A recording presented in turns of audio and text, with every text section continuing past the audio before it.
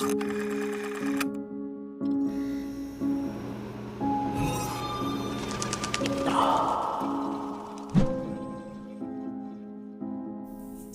wanita bernama Kirti Vyas, berusia 28 tahun.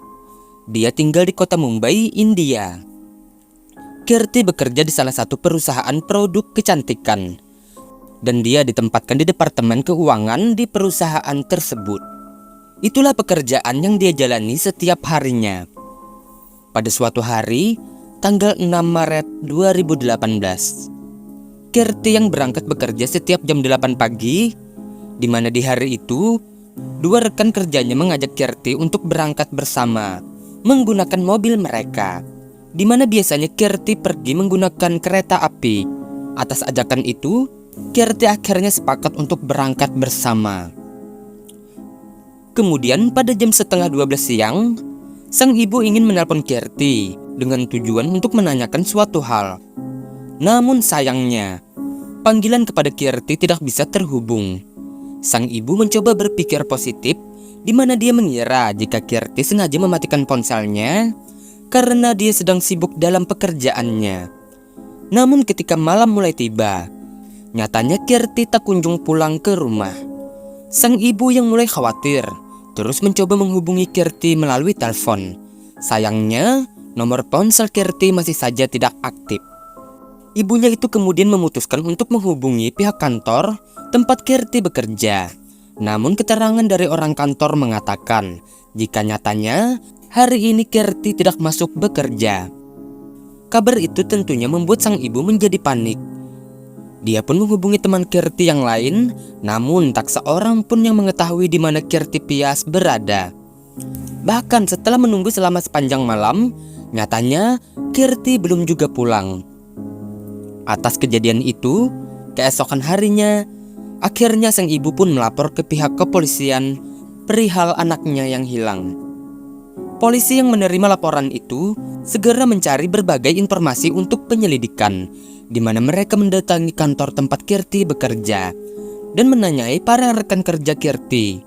Di sini, dua rekan kerja Kirti yang bernama Sides Tamhankar dan Kusi Sajwani memberikan keterangan kepada polisi jika di hari hilangnya Kirti, mereka sempat berangkat kerja bersama menggunakan mobil mereka. Namun di tengah perjalanan, Kirti meminta mereka untuk mengantarnya ke sebuah stasiun dengan alasan ada seseorang yang ingin dia temui. Untuk memeriksa keterangan itu, polisi mulai mengecek CCTV di beberapa kawasan dan menemukan jika pagi itu Kirti memang pergi berangkat bekerja. Dan terlihat jika dia menaiki sebuah mobil yang dimiliki oleh rekan kerjanya itu. Polisi pun mulai curiga jika keduanya terlibat dalam kasus ini.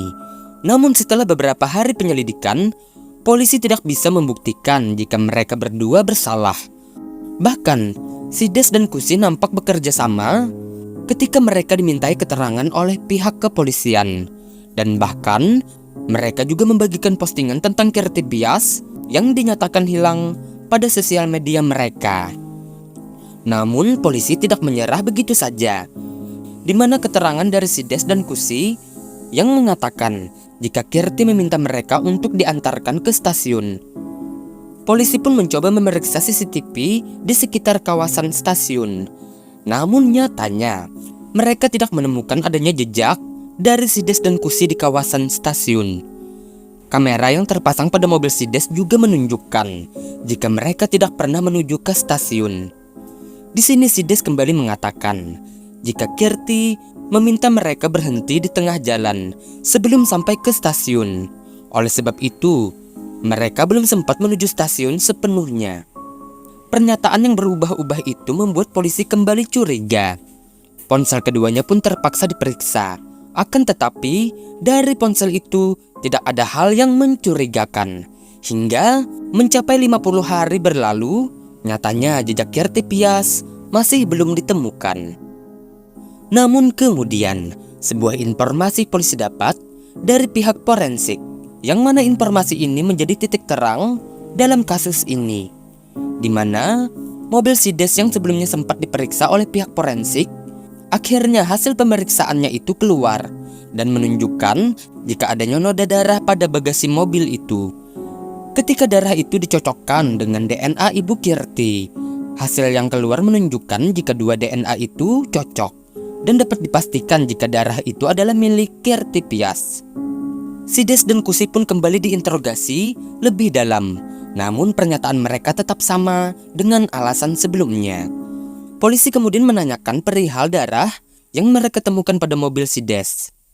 Pertanyaan itu akhirnya membuat keduanya menjadi gugup.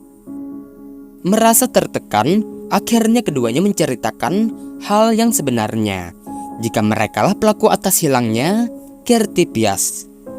Semua berawal pada permasalahan dalam pekerjaan, di mana Kirti Pias adalah senior mereka dan memiliki jabatan yang lebih tinggi.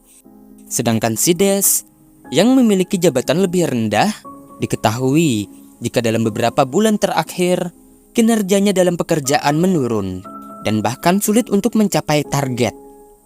Oleh sebab itu, dia mendapat teguran dari Kirti. Bahkan jika kinerja Sides tidak kunjung membaik, Kirti memberi batasan sampai dengan bulan Maret, di mana dia akan melaporkan ke atasan mereka dan ada kemungkinan jika Sides akan dipecat. Oleh sebab itu, di sini Sides merasa terancam karena mungkin saja dia akan kehilangan pekerjaannya. Sedangkan Kusi merupakan seorang wanita yang bersuami, namun dia memiliki hubungan spesial dengan Sides di tempat kerja mereka. Oleh sebab itu, Sides pun menceritakan masalah ini kepada Kusi dan bahkan akhirnya mereka berdua merencanakan kejahatan ini demi menyelamatkan Sides dari pekerjaannya. Rencana diawali dengan membujuk Kirti agar pergi bekerja bersama mereka, di mana biasanya Kirti pergi menggunakan transportasi kereta api.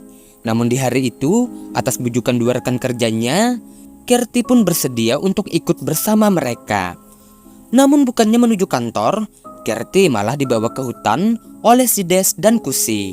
Di sana, Kusi dan Sides sempat membicarakan tentang ancaman Kirti dalam pekerjaan mereka, di mana Sides meminta untuk tidak memecatnya.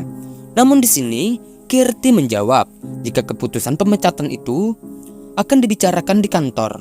Mendengar jawaban itu, Sides dan Kusi menjadi kesal dan mulai menyerang Kirti dan bahkan mencekiknya, hingga Kirti pun kehilangan nyawanya.